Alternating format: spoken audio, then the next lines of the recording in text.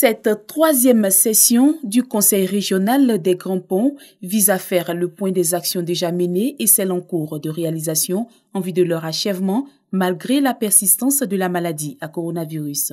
Vous savez qu'il y a des compétences qui nous sont conférées, notamment la construction des écoles, des centres de santé, tout ce qui touche à l'hydraulique, à l'électrification, n'est-ce pas, donc des régions. Donc sur cette base-là, nous avons des activités et nous nous sommes rendus compte que cette année, compte tenu de la pandémie et de la situation que nous vivons, les activités ne peuvent pas se mener comme les années précédentes, notamment comme l'année dernière où nous avons atteint 62% de nos activités. Nous prévoyons cette année être au moins à 50%. En plus d'annoncer les grands chantiers en cours dans la région, il était également question de l'examen et l'adoption du budget primitif de l'année en cours et celui de 2021.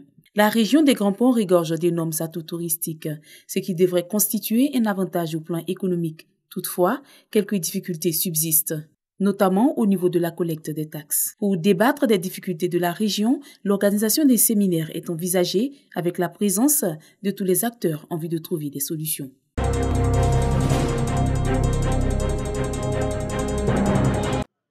Des broyeuses de manioc, des décortiqueuses de riz et de maïs et 100 kits de permis de conduire, dont du directeur général du Trésor et de la comptabilité publique à Saouré Kounan Jacques, à 3 associations féminines et 100 jeunes de la commune de Guébounois, région de Gbeke. Des dons pour permettre aux femmes et aux jeunes d'avoir une activité pérenne afin de les rendre plus autonomes.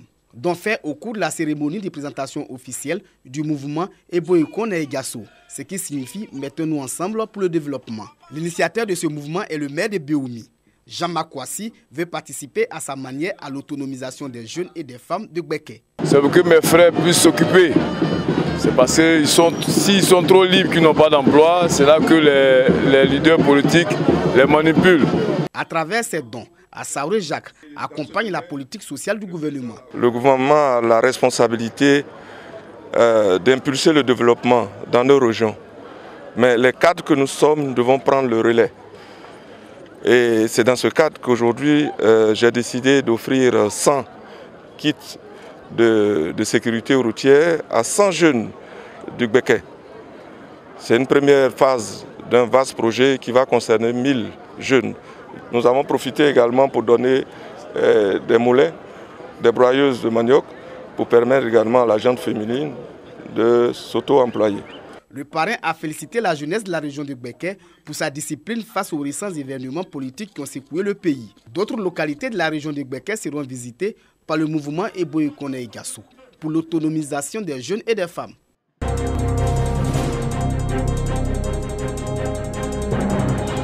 Agboville, région de l'Aniébi-Tiassa, zone cacaoyère où l'ensemble des acteurs du secteur café-cacao et les différentes coopératives sont engagés dans la lutte contre le travail des enfants dans les champs. Parmi ces coopératives, la SYMPA, Société coopérative ivoirienne du négoce des produits agricoles, dont le président du conseil d'administration vient de se voir décerner le prix du meilleur artisan agricole pour la lutte contre le travail des enfants le 22 février dernier par le groupe Safamcom.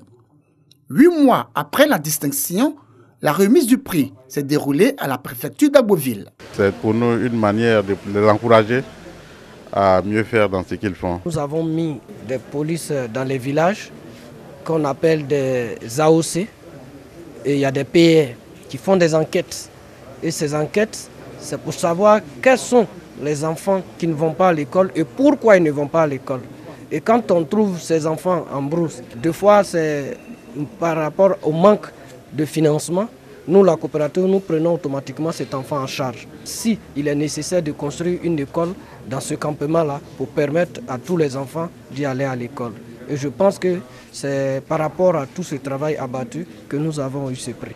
Un prix que Moussa Sabadouro, PCA de SYMPA, dédie à Dominique Ouattara, première dame de Côte d'Ivoire, pour son engagement à éradiquer le travail des enfants sur toute l'étendue du territoire. Pour les autorités locales, ce prix honore toute la région de l'Aniébi-Tiassa. La coopérative SYMPA compte plus de 3000 planteurs de café-cacao. En plus de la lutte contre le travail des enfants, elle est engagée dans la promotion du genre, le respect des droits du manœuvre et la protection de l'environnement.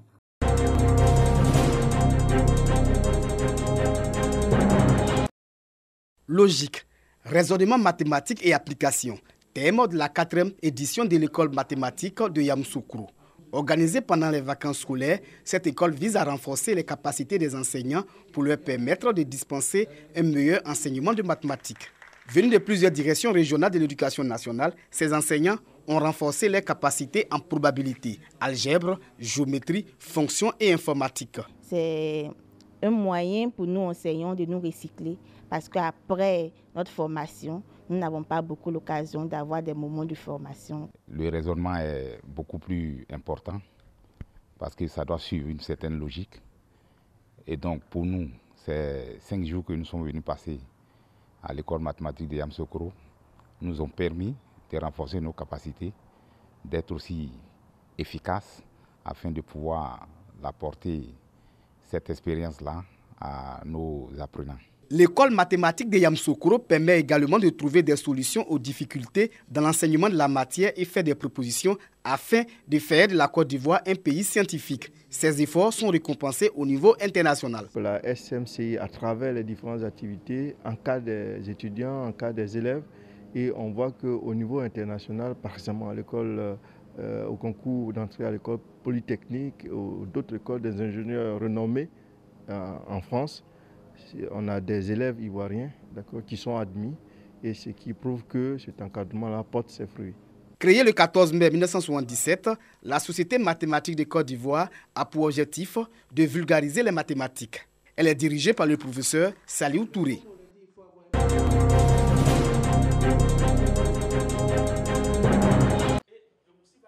Salle de réunion de la préfecture de Yamoussoukro. Des têtes couronnées et plusieurs leaders communautaires suivent avec attention une projection avec des explications appuyées d'un spécialiste. Le programme national de lutte contre le paludisme sensibilise ainsi les populations à adopter les bons gestes pour mettre fin à la multiplication des moustiques responsables du paludisme. Pour cette année, 4 régions en zone rouge, dont le Bélier, ont été retenues. La Côte d'Ivoire, il faut le savoir, s'est fixé comme objectif d'éradiquer le paludisme d'ici 2030. Le pays se donne des moyens pour y parvenir. Yamoussoukro n'échappe pas aux efforts. Le diagnostic précoce, la prise en charge dans les centres de santé, dans nos villages par les agents de santé communautaire et bien entendu le respect de ce qui est dit, dormez sous la moustiquaire et assainissez votre cadre de vie. Quand nous allons nous impliquer, nous tous, nous allons forcément réussir à éliminer donc le paludisme. Et c'est cette contribution forte qui est attendue de tous.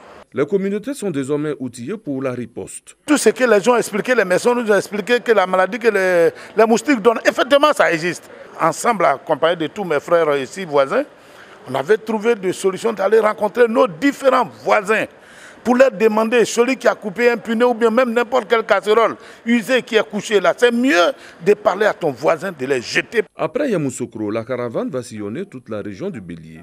Des bailleurs de fonds comme le Fonds mondial et l'USAID se tiennent aux côtés de la Côte d'Ivoire dans le cadre de l'éradication du paludisme.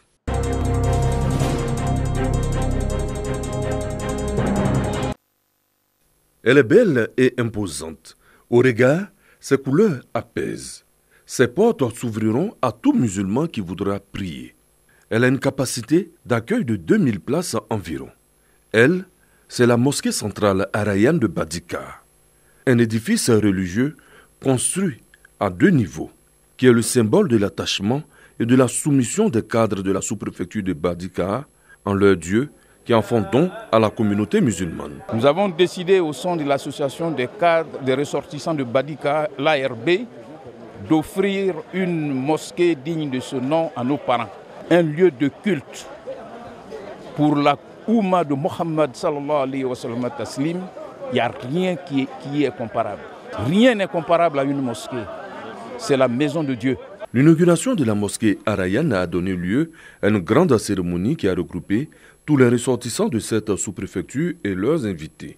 Le directeur général des cultes, Messamba Kone, était en bonne place. Cher imam, je vous exhorte à cultiver la cohésion dans votre mosquée et mieux l'entente et la fraternité entre vous-même, vos adjoints et les muezzins d'une part, et les membres du comité de gestion d'autre part.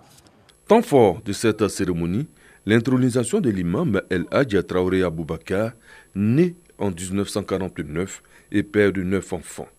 En lui remettant ses attributs, Coran, turban, canne et autres, le représentant du Conseil supérieur des imams de Côte d'Ivoire, El Hadji Sékou Sylla, l'a invité à être un bon guide pour ses coreligionnaires. C'est la prière du Djouma, ou la prière du vendredi, qui a mis fin à la cérémonie d'inauguration de la mosquée Arayan de Badikar.